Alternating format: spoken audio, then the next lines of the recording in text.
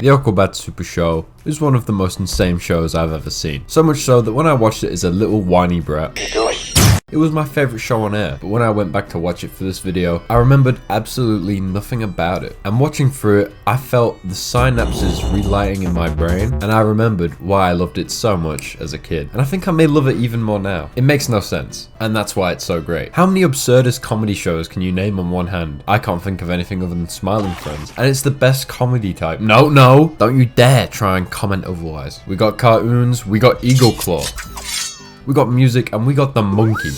Then let me show you just how wacky things can get, but first, please obliterate that subscribe button, as well as the bell, please. I need it desperately. The AQUABATS Super Show is about the real life band, the AQUABATS, which I did not know until doing some research for the video. I gotta see a show someday, it'll be pretty cool. Anyway, the band made their own show to reflect on the superhero theme they had going on, and we were blessed with the funniest kids TV show ever made. Now, who are the AQUABATS, you may ask? Well, we got the Bat Commander, Crash, Eagle Bones, Ricky, and of course, Jimmy the Robot. Each one of them with a quirky gimmick. Jimmy has laser hands, Ricky can run real good, Eagle Bones has a laser shooting guitar and an invisible magical hawk named The Dude. Crash can grow big, and finally the Bat Commander has a drawn on mustache. But I'm jumping again, let's break it all down casual like. Well, what can you expect from the AQUABATS Super Show? Well, first let me lay down the core rules the AQUABATS use. There are none. Honestly, I'm gonna struggle to put this show into words because it's so nonsensical that it escapes me to describe it. Well, I mean, I guess I have to somehow, otherwise what's the point of this video? First thing is that since this show was made by an actual band, expect to hear a song per episode, Steven Universe style. I think that's what happens in Steven Universe. I don't know,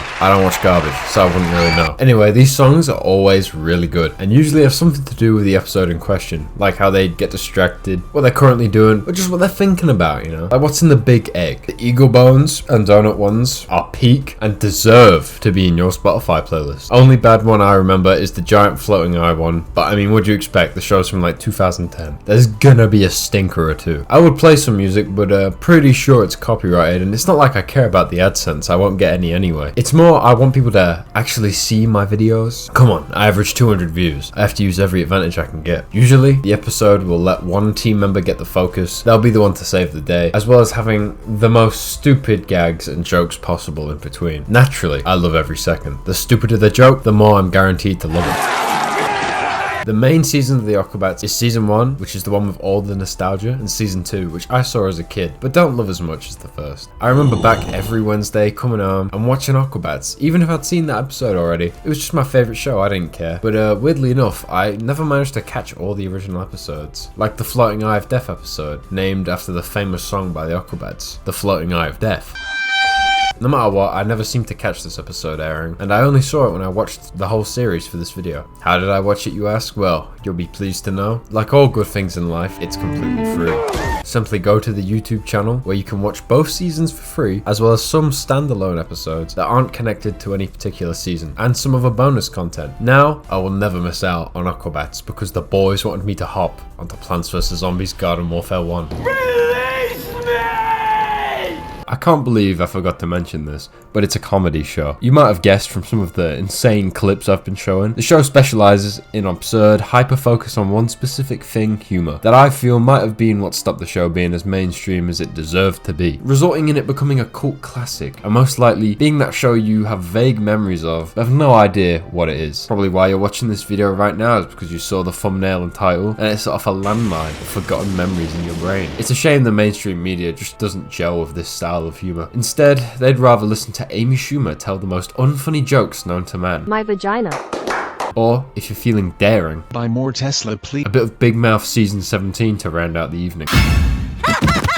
But even if it's not your thing, I beg of you, please give this show a chance. It's a show that isn't afraid to show how dumb the concept is and will fully exploit its stupidity in order to make you laugh and just be entertaining. For example, there's a mini season of the AQUABATS within the first season of the AQUABATS. At around the halfway point of each episode, the guys will randomly find something that plays a cartoon out of nowhere, and then they'll just watch it, and it's an entire episode of themselves animated getting into some shenanigans. The end of the first season is the start of the cartoon, and then the first episode of season 1 is how the cartoon ends. It's pretty cool how it loops around. Not only this, the AQUABATS Super Show has mock ads that are actually, in most cases, funnier than the show, like Slooshy.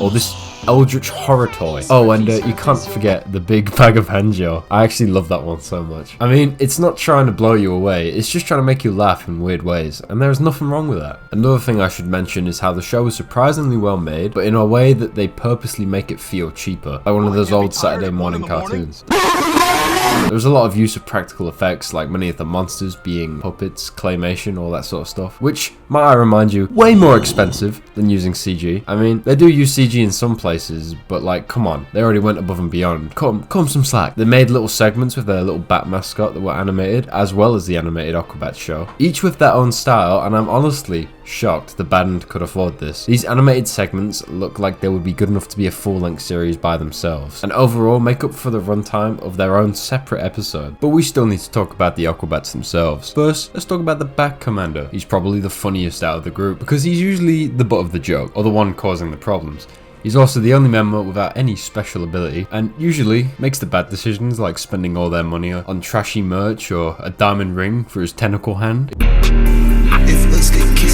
It's also worth mentioning that the Bat Commander and Crash McLarson are the two original AQUABATS. Throughout the years there has been a variety of different people coming in and out of the band, and that's probably why he's the leader of the group. And whilst the character acts like an idiot, he does drive the group when needed, just like any good boss should. Next up we got Crash, resident dumb guy who grows big when his emotions get out of control. He's pretty funny and is usually the butt of the joke also, like in the golf episode where everyone just calls him an idiot because he can't buy a can of cherry soda without being looked after. He's the big generic dumb idiot character, so naturally he's cool. He's cool. Next, my boy Eagle Bones, Falcon Hawk, who as a kid, I hated. I didn't get him. But now, I think he's the best. He's got the hair, he's got the guitar, he's got the burb, he's got the babes, he's got the best episode of season 1, rivaled only by the donut one. I'll let you decide for yourselves. He's just the cool one, but he doesn't get to do much, which is kind of sad. Next, we got Ricky Fitness. He can, like, run good, and he likes to eat healthy and do fitness. He also falls in love with pretty much any girl that looks at him, so I mean, he's got the most generic traits known to man, but we'll talk about that later. I want it! Finally, we got Jimmy the Robot, the straight man, and also has all the plot points you'd expect from being a robot character amongst humans. They're also kind of mean to him about it, but like, in a jokey way. I hope so, anyway.